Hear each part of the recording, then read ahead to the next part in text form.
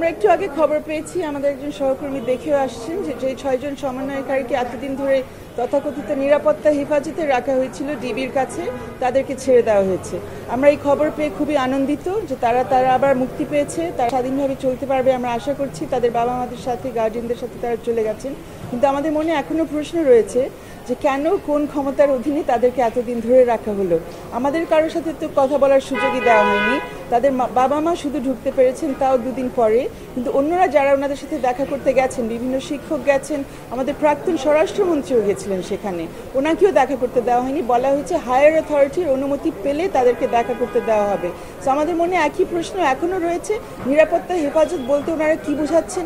কারা নিরাপত্তা হেফাজতে অন্যদেরকে রাখার ক্ষমতা রাখেন এবং এই ক্ষমতা কারা প্রয়োগ করেছেন, কারা এই নির্দেশ দিয়েছেন, এবং যারা এইভাবে এতদিনের জন্যে কোন আইনে কোন ক্ষমতা বলে, এটা আমাদের জানা দরকার। 6 দিন ধরে 6 জনকে, 5 জন ছাত্র, 1 জন ছাত্রী, সবাই সমন্বয়কারী বৈষম্য বিরোধী ছাত্র আন্দোলনে, তাদেরকে কোন ক্ষমতায় কোন আইনের বলে ধরে রাখা হয়েছে এটা আমাদের পুরো জাতির জানা দরকার। এবং এটার জন্য দায়িত্ব নেবে কে এবং তাদেরকে কারা জবাবদিহিতার মধ্যে আনবে এটাও আমাদের জানা দরকার। আমরা আদালতে গিয়েছিলাম এগুলো জানবার জন্য।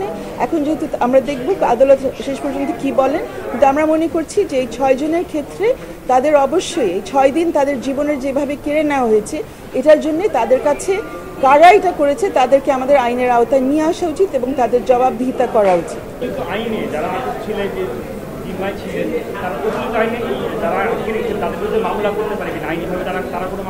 অবশ্যই মামলা করতে পারে। তাকে যে বেআইনিভাবে আটক করা হয়েছে এটার জন্য তো মামলা অবশ্যই চলে। আমাদের হাইকোর্টের কাছেও চলতে পারে, সিভিল কোর্টেও চলতে পারে এবং ক্রিমিনাল কেসও হতে পারে। বিভিন্ন ধরনের আইনগত প্রতিকার তাদের পাওয়ার অধিকার আছে। এখন তার সেই বিষয়টা সামনে দেখতে হবে। ওদের মুক্তির ব্যাপারটা যেটা ছিল সেটা ছিল আমাদের ইন্টারিম প্রেয়ার, কিন্তু তাদেরকে কোন অধিকারে, কোন ক্ষমতা বলে, কোন আইনের বলে তাদেরকে আটকে রাখা ছিল সেটার ব্যাপারে কারণ দর্শানোর ব্যাপারটি রয়েছে।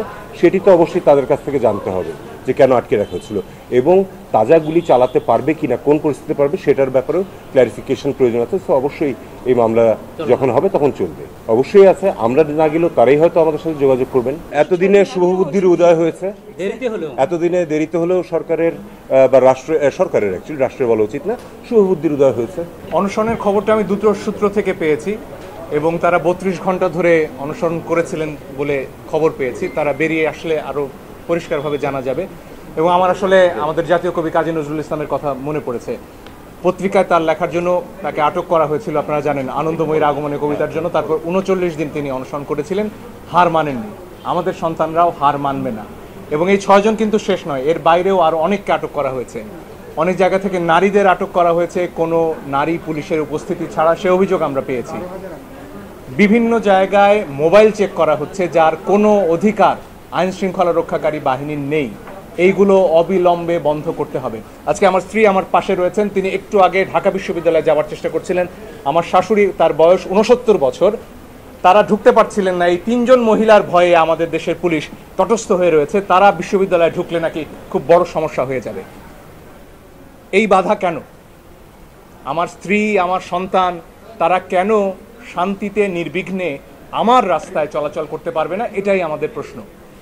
আমাদের খুব পরিষ্কার কথা, এই ধরনের হয়রানির কোনো অধিকার আমাদের সংবিধান দেয়নি। মোবাইল চেক করা যাবে না, বিনা কারণে কাউকে তুলে নেওয়া যাবে না, নারী পুলিশের উপস্থিতি ছাড়া নারীদের ধরে নেওয়া যাবে না। এগুলো অবিলম্বে বন্ধ করতে হবে। এটা যদি বেঞ্চ হয় তখন আমরা জানতে পারবো, এর আগে তো বলা যাবে না। প্রেয়ার একটা অংশের কথা তো এর আগে আমরা বললাম, যেখানে গুলির ব্যাপারটি রয়েছে। এর পাশাপাশি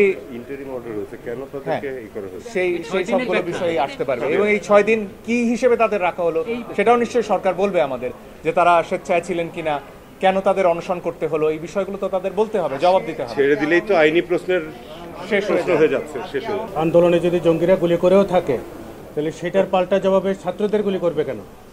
আর স্টুডেন্টদেরকে যে আপনি, তারা প্রত্যেকে বারবার করে বলছে, আমরা যতগুলো ভিডিও দেখেছি যে আমরা নিরস্ত্র, আমাদের হাতে একটা ইটের টুকরা পর্যন্ত নেই। তাহলে আপনি লাইভ বুলেট যে মারছেন, আমরা যে আমাদের রিটের যে প্রেয়ারের প্রথম পোর্শন, সেই জায়গাটা তো সেটেল হওয়া খুব জরুরি। আপনি কোন আইনের বলে, কোন অধিকারে আসলে এদেরকে গুলি করছেন? আর গতকালকে দেখবেন আপনারা হাইকোর্টের গেটে যখন ওরা মার্চ ফর জাস্টিসের জন্য স্টুডেন্টরা আসছিল, তাদেরকে অনেককে চড়থাপ্পড় মারতে দেখেছি।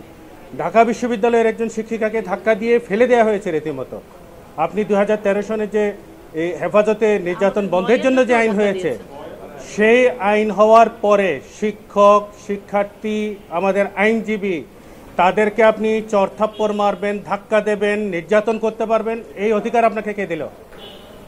আমি তো মনে করি যে প্রত্যেকটা ক্রিমিনাল অফেন্সের জন্য তাদেরকে দায়বদ্ধ করা দরকার এবং ডেফিনেটলি আমরা এই বিষয়গুলো দেখব যে তারা কোন ক্ষমতা বলে, কোন আইনে এই মানুষগুলোর গায়ে হাত দেয়। শিক্ষার্থী, শিক্ষক কিংবা আমাদের যে কোনো সাধারণ জনগণ, আলাদা করে কোনো ক্লাসিফিকেশন আমি করতে চাই না, সাধারণ জনগণের গায়ে কোন অধিকারে তারা হাত দেয়, নির্যাতন করে।